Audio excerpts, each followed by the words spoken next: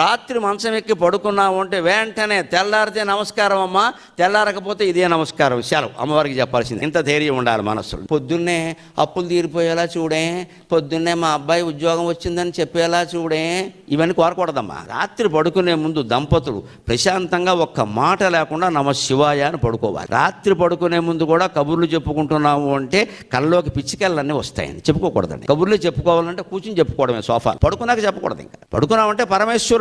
నేను మంచం మీద పడుకోగానే నేను చెప్పుకునే పద్యం ఇది. ఎప్పుడో ఒకసారి అనుకున్నా, ఒకసారి నడుము వాల్చిన ఇక సర్వస్వము భవాని ఏ జగు, ఈ లౌకిక వాంగ్మయ సర్వస్వంబు ఒకసారిగా నడుము వాల్చునో ఆమెయుడిన్.